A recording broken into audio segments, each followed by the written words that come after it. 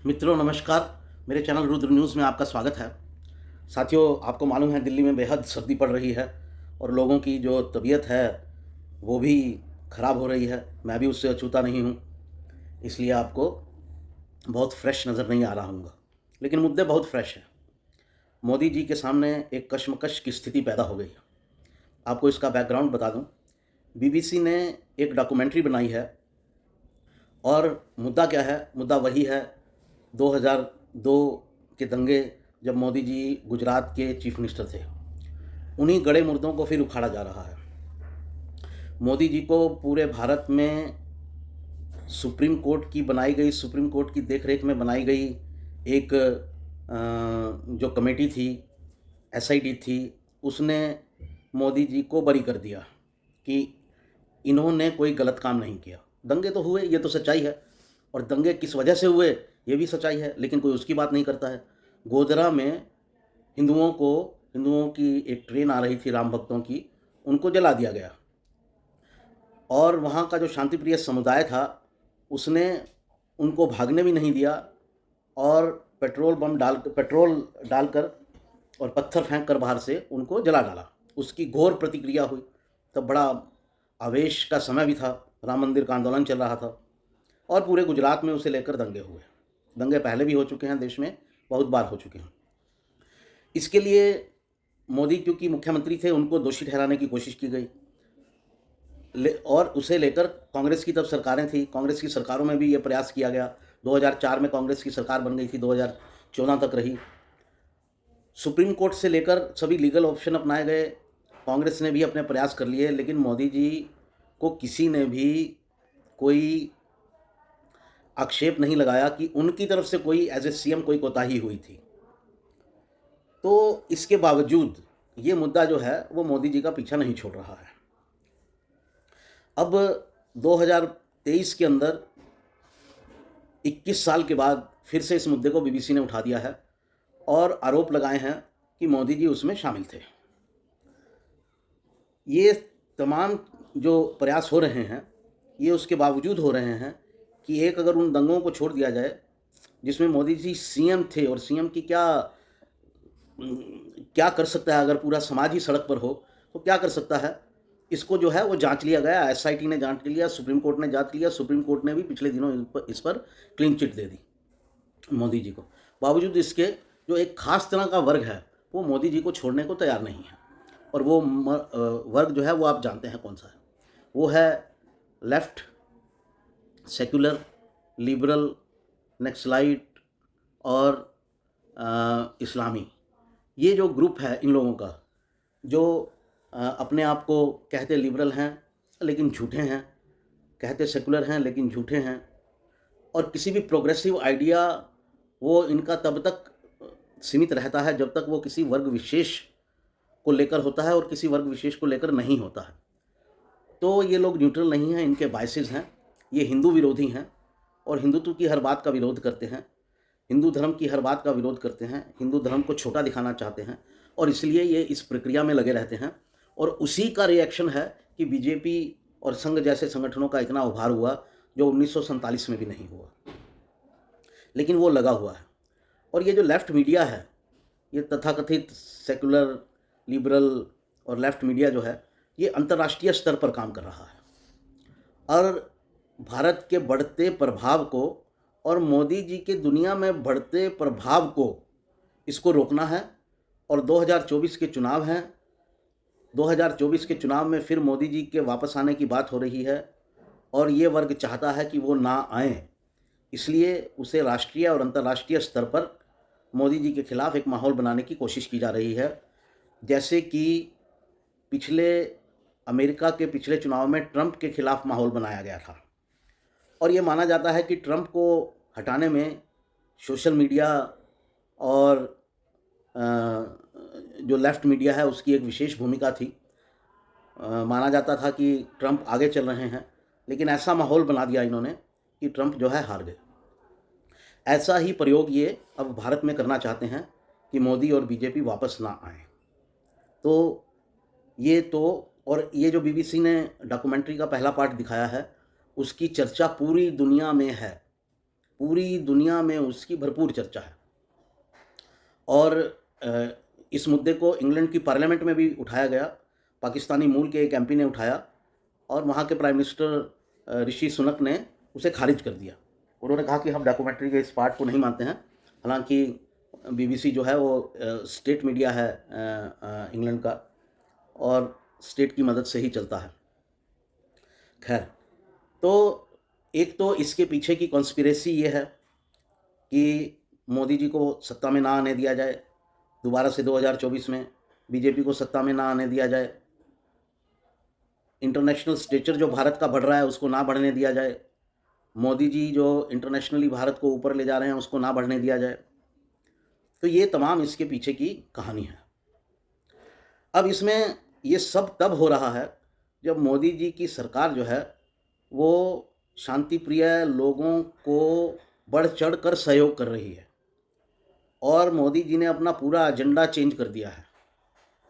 अभी हाल फिलहाल में 2 दिन पहले ही बीजेपी की नेशनल एग्जीक्यूटिव की मीटिंग समाप्त हुई। उसमें भी मोदी जी ने कहा कि हर वर्ग के निचले वर्ग को छूने की कोशिश कीजिए, चाहे वो क्रिश्चियन हो और चाहे वो मुस्लिम हो, ये भाव था उसमें निहित। और जितनी भी स्कीम्स चली हैं सरकार की, वो स्कीम्स जो हैं उनमें सबसे ज़्यादा लाभ जो हो रहा है वो मुस्लिम समुदाय को हो रहा है। लेकिन लेफ़्ट इसका कोई श्रेय जो है वो मोदी जी को देने को तैयार नहीं है। और हिंदूवादी जो लोग हैं वो मोदी जी को लेकर इस वजह से नाराज़ हैं कि इन्होंने हिंदुत्व का अपना एजेंडा छोड़ दिया है और ये भी तुष्टीकरण में लग गए हैं। मैंने पिछले 3-4 महीने में, जब से मैंने अपना ये चैनल स्टार्ट किया है, बार बार इंडिकेशन देकर, बार बार एग्जाम्पल देकर ये प्रूव करने की कोशिश की है। और हाल में जो 2 दिन की मीटिंग हुई उसमें भी बीजेपी ने ये प्रोजेक्ट करने की कोशिश की कि मोदी जी अब अपने जो कॉन्स्टिट्यूंसी है बीजेपी की, खाली उसकी परवाह नहीं कर रहे हैं, वो एक स्टेट्समैन हो गए हैं। ये बयान दिया गया देवेंद्र फडणवीस के द्वारा कि मोदी जी ने जो भाषण दिया पार्टी की नेशनल एग्जीक्यूटिव में, वो भाषण एक राजनेता का भाषण नहीं था, एक स्टेट्समैन का भाषण था। और इसका मतलब यही होता है कि वो पार्टी की जो कॉन्स्टिट्यूंसी है, जो पार्टी का वोट बैंक है, उससे ऊपर उठ गए हैं और अब वो सबकी बात कर रहे हैं, और वो काफ़ी समय से कर रहे हैं। मैं इसे मानता हूं कि यह मोदी जी के लिए कश्मकश का समय है। बीबीसी जो कर रहा है उसको तो वो करना ही है। दुनिया भर में फैला तथाकथित लेफ्ट, लिबरल और प्रोग्रेसिव मीडिया वो हमेशा ये करेगा। जैसे उस मीडिया ने अभी से योगी आदित्यनाथ के खिलाफ अंतर्राष्ट्रीय स्तर पर माहौल बनाना शुरू कर दिया है, और पिछले दिनों एक ऐसा स्टेटमेंट दिया कि ये हिंदू कट्टरवादी नेता हैं। तो वो बीजेपी के किसी भी नेता को स्वीकार नहीं करेंगे। ये बात क्लियर होनी चाहिए बीजेपी को भी और संघ को भी कि आप जिस भूमिका से, जिस आधार से, जिन मुद्दों पर ऊपर आए हैं वो मुद्दे हिंदुत्ववादी हैं। अगर आपको सरकार में रहना है, या तो राजनीति छोड़ जाइए, सरकार में रहना है तो आपको हिंदुत्ववादी मुद्दों का सहारा लेकर चलना ही होगा। और अगर आप उनको छोड़ देंगे तो आपकी सरकारें चली जाएंगी धीरे धीरे। कुछ समय के बाद जब हिंदुओं को समझ में आ जाएगा कि आप हिंदूवादी नहीं रहे तो आपकी सरकार चली जाएगी।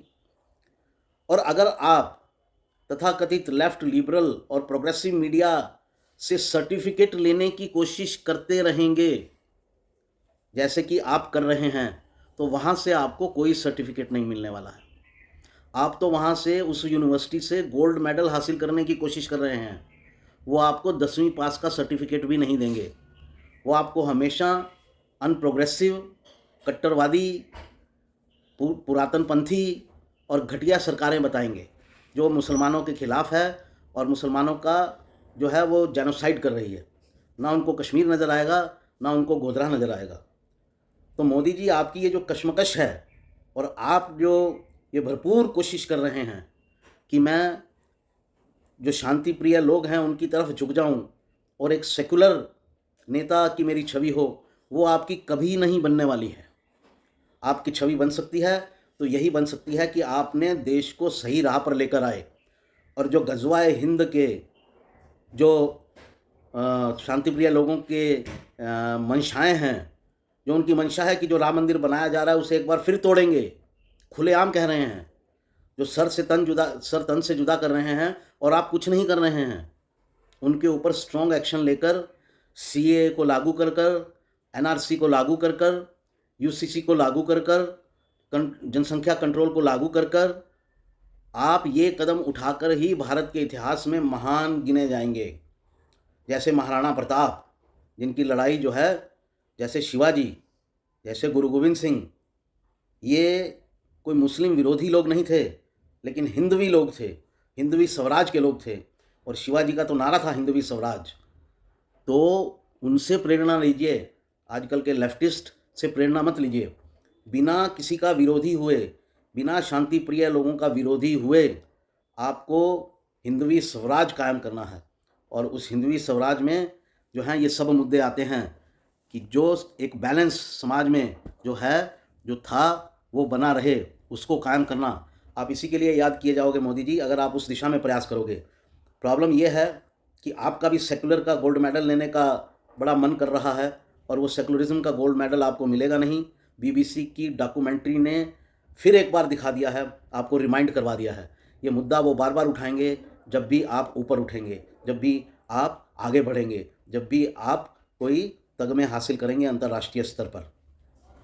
बीबीसी की जो डॉक्यूमेंट्री है उसका मंशा तो यही है ना कि ये अंतर्राष्ट्रीय जगत के लोगों, ये कम्युनल आदमी है, ये एंटी मुस्लिम आदमी है, इसको बहुत घास मत डालो, इसे ऊपर मत उठने दो। यही पर्पस है ना उनका।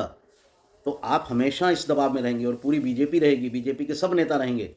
इसलिए सेकुलरिज्म सेकुलरिज्म सेकुलरिज्म और कांग्रेस सरीखा सेकुलरिज्म आप जो बनने की कोशिश कर रहे हैं वो पॉसिबल नहीं है।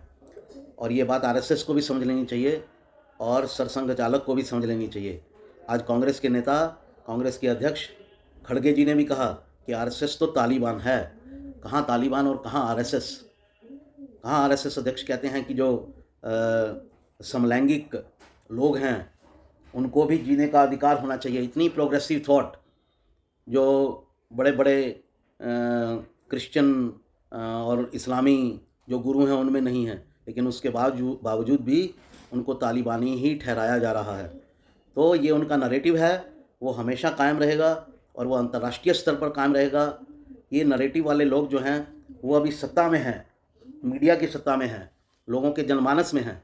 इसलिए उनसे संघर्ष करके ही आप अपना रास्ता बना सकते हैं, ना कि उनके आगे घुटने टेक कर।